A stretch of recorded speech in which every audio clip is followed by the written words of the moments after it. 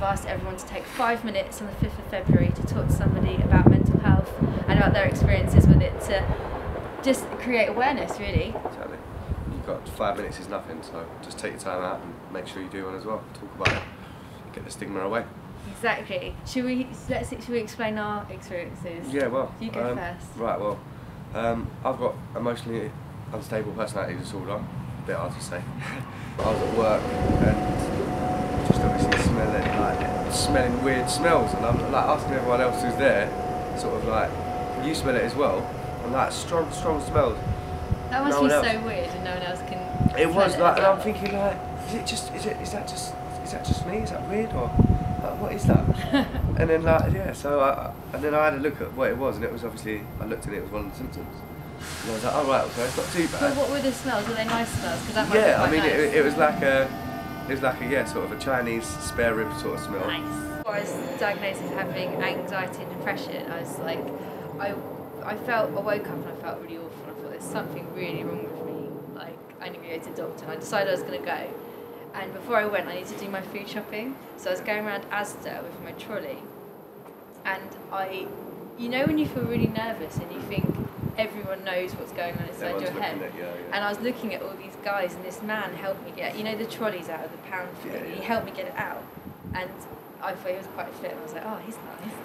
And then spent the rest of the shopping thing going, oh my god, everyone knows I'm a pervert. Everyone knows I'm looking at them. All these men think I'm staring at them, and I wasn't. I was just freaking out, and I was just exactly. like there, and I was walking around, and I was like, oh my god, what's wrong? Is there something wrong with me? I've like objectified this man who helped me with my trolley, and I went, and you kind of realise how silly you're being when something like that happens. Exactly, you are being silly, but at the time, it's not silly, is it? Yeah.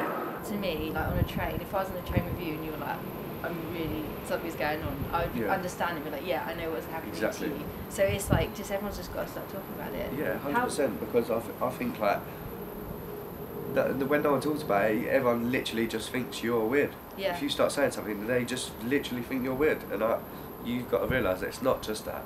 Yeah. It's obviously just something, that little imbalance, it's just making it go a little bit out of the way, and you've got to realise, and once it clicks in, as you say, it's just silly. And you realise it is silly, but at the time, it's something that you can't change. How old were you when you first were diagnosed, or when you realised? Well, I think they missed it a lot, I think. Yeah. And I think that is a big problem. Definitely. Of what's going on. And I feel like from a young age I should have been diagnosed, but literally I've only been diagnosed for not even 2 years, not the Christmas just gone, the Christmas before that. But 3 years before that it was depression. Yeah. And I know that I wasn't depressed. Yeah. And that was what was playing on my mind. That was what was making it worse as well.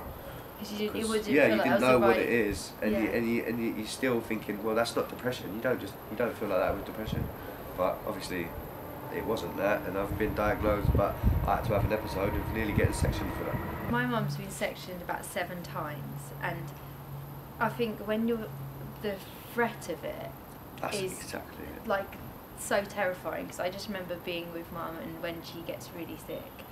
And it's like she just comes to you and she's like, please don't do it, don't let them do it. And something with her, like, it's often got to the point where she's needed to be. Yeah. But because I think there is so much stigma and people don't understand, when that happens, and I grew up in a small town, everyone knows, and it's like, oh, you've just been sectioned, and it's like, it is a legal thing. It's like, it's not like being put in jail, because you're going there to be made better. But if everyone understood more about it, and the care in the hospitals was better, then it wouldn't seem like you're being like arrested. I mean, you've got to come with us now. There's something, you can't be part of society. Yeah, exactly that. You feel like you're the odd one.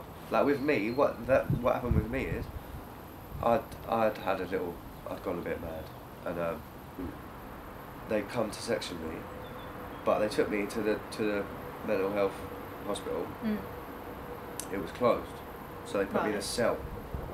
Overnight, and that made things. That's been in the press a lot, hasn't it? It's been in the press that they're arresting people, keeping them overnight. And that's exactly what they've done to me, and it made me. That's terrifying. I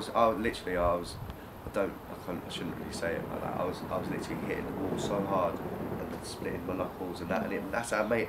Because obviously with me, I can get so angry Yeah. that I can't control. Like, I wouldn't ever hurt anyone.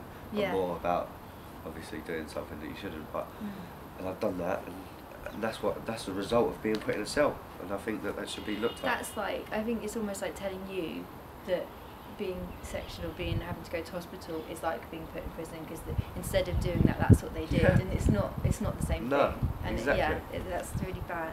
You just got to talk and let people know, that you're trying to get something out as well. Not just being a bit strange. It's not just you're not just a bit strange, you know. And all the best people are a bit strange. Exactly, So. exactly that. Exactly. You don't get a normal person that's not cool. You know what I mean? Yeah, exactly. Well, I think our 5 minutes is definitely up for this so. one. So you guys make sure you go out, go to work, speak to your friends, just take 5 minutes to talk about mental health, whether it's like something you've seen on TV, in a film, Exactly. or something to do with you or your family, and I think you'll get a better conversation out of it than you might be suspecting. Exactly. You definitely will.